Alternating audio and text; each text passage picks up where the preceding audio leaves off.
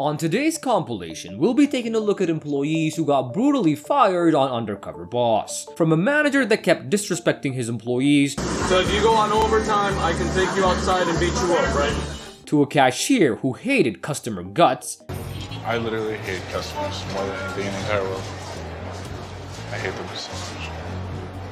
Here are the employees who got fired on Undercover Boss. Number 1, Shift Supervisor from Boston Market. This episode is different from others as the CEO doesn't go undercover, but he sends Sarah, the Chief Brand Officer, to one of their restaurants. Sarah, disguised as a waitress, meets the Shift Supervisor Ronnie, who she first likes as he seems to have a fun personality, but things quickly got sour when Ronnie started opening up more and showed his true colors. Ronnie didn't like anything about his job, and he doesn't like the company's standards and how things are done. He would start to complain about how the company has too many rules and how they're very strict about their standards, and what was worse was that Ronnie really doesn't like the customers and he has a particular hatred for kids and old people.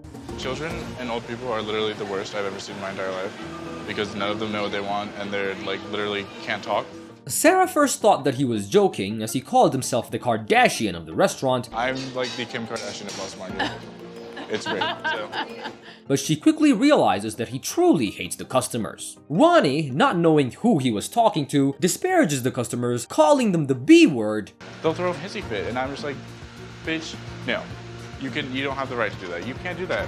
And hearing this, Sarah couldn't take it anymore, so she goes out for a break and walks around the restaurant, enraged, thinking about what to do with him. Bosses usually don't blow their cover, but she declares to do something right then and there. She calls Ronnie to the outside and reveals her true identity to him, and Ronnie, finally understanding what's going on, is stunned and doesn't know what to say. Sarah confronts him about his behavior, and Ronnie defends himself, saying that his behavior was acceptable, and he argues by saying that he is just a diva. This was not a good defense on his behalf, and it leads Sarah, who was debating to give him a second chance, to fire him on the spot and send him home early. What I'm going to do is I'm going to send you home for the day. You might want to think about whether this is really the right job choice for you. Number 2, the kitchen manager from Buffalo Wings and Rings. In this episode, the president and CEO of Buffalo Wings and Rings, Nadir Masada, goes undercover in one of his restaurants to work under the kitchen manager, Wes. But as soon as they met, Nadir was intimidated by Wes's stature, but that would become the least of his worries as he sees that Wes uses vulgar language while talking to all of his employees. If I see somebody take my towel, I'm gonna kick you straight in your little baby nuts. Wes also seems to have more problems with Nadir as he starts making fun of Nadir's height and calling him a virgin. He wouldn't even train him properly, and when Nadir can't do the job properly, he starts insulting him more and more, using degrading language, and at some point, even calling him women's private parts. You might be the biggest D-bag in history. Nadir keeps his cool for a time, but Wes's insults don't stop. The restaurant manager, Red, is watching all of this happen from the counter, but she only tells Wes to tone down his insult because customers are able to hear him. Yes, even customers are hearing him as he acts like a douche. Nadir first thought that Wes can't always be like this, and also maybe thought that he was having a bad day. But he finds out that he was mistaken as new younger employees come for their shift, and Wes gets even harder on them and starts calling them names even if they were doing their job well. Brandon has a mangina. This makes Nadir incredibly angry and he gets very confused and realizes that Wes can never be in a management position if he treats his employees like they're less than human. This leads him to take Red outside and reveal his true identity to her, and when he asks her why in the world she's letting someone like Wes run the kitchen, she tells him that only the franchise owner can do anything about it and that her complaints have not been heard. She explains that Wes is not just horrible to the kitchen staff, but also to her and the waiters that work under her. Nadir couldn't believe what he was hearing and he decides to end his undercover time. Sometime later, he invites Wes to reveal his true identity and confronts him on his horrible behavior, but Wes, confidently as always, actually argues back and defends his management policy, saying that the only way to get respect is to treat his employees like crap. This leads Nadir to lose his patience and calls in Red and the franchise owner, who are listening in from the back. Nadir then asks for a final decision from the owner, and the owner, who is also very disappointed by Wes, decides to fire him on the spot.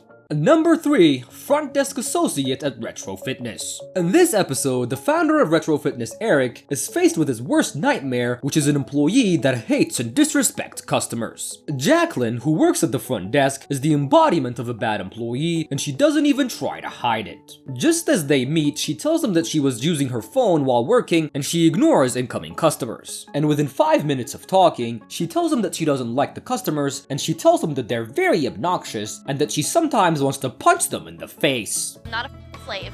I don't work for you. I don't know what to do with some people. I just want to punch them in the face sometimes.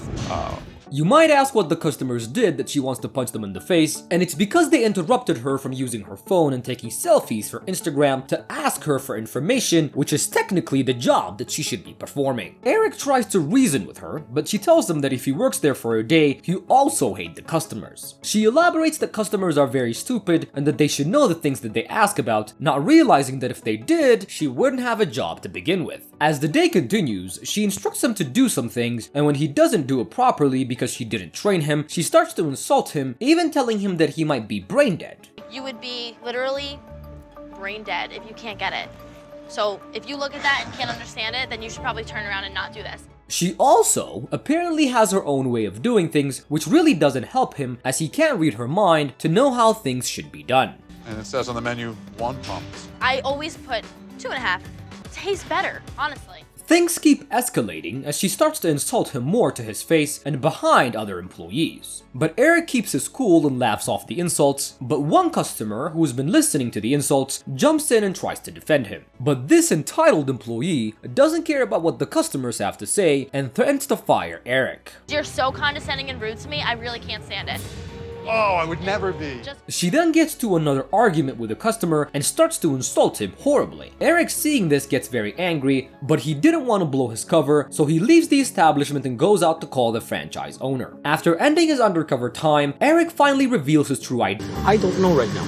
I don't know. Toward him and the customers. But Jacqueline doesn't back down. She defends her behavior, which gets him more angry, and things start to get really heated. And then Eric invites the franchise owner, and she realizes that she might get fired, and she starts to cry, and starts to say things like she wasn't a bad employee and that it was all a lie. And do you ever see that? Do you ever see me do that? No, because I don't do that. But this really doesn't save her, as she promptly gets fired by the owner. I can't make it any more clear. I can't have you behind a counter like this. I'm disappointed, Jack. We have to part ways. Number 4. Manager from Checkers and Rally. This episode features the CEO of Checkers and Rally, Rick, who was working as a cook in one of the restaurants when he sees the manager there is not up to the company's standards. This manager, named Stevens, had no problem degrading and insulting his employees who were actually doing a good job. So if you go on overtime, I can take you outside and beat you up, right?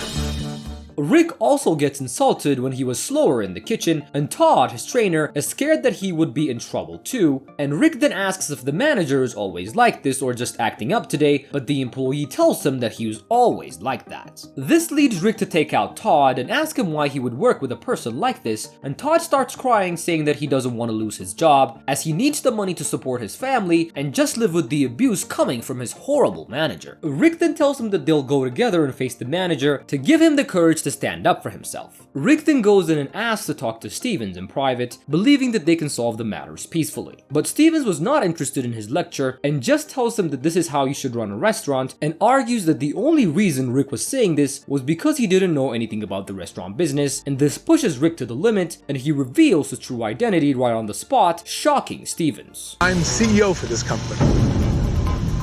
I know exactly what it takes to run a restaurant like this. He tells him that the way he treats his employees is wrong and unacceptable, and since he wasn't interested in listening to his advice, he'll be shutting down the restaurant until he finds a qualified manager. When he hears that he's being fired, Stevens changes his tune immediately and starts making excuses. I don't know right now.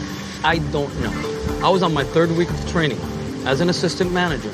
But it was already too late, as Rick has already made his decision. Rick then reveals his identity to his employees and shuts down the restaurant, and then apologizes to them for the way that they were treated and promises that they won't lose their job and that he will immediately find them a better manager and pay them for any wasted days. After his undercover time, Todd was invited to his office and rewarded for being a great employee. And number 5, the bartender from bikinis. This episode brought us the most controversial firing in undercover history. The episode starts with the founder and CEO of Bikini Sports Bar, Doug Guller, going undercover and meeting the bartender, Jessica. As soon as they meet, he sees Jessica's not wearing the company's mandatory bikini and bra, and she was wearing a t-shirt instead. He asks her why she's wearing a t-shirt, and she gives a reasonable explanation, telling him that she doesn't want to wear that kind of clothing on national television. But this really angers Doug, as he thinks that she's disrespecting the company and wonders if she's even able to represent the brand.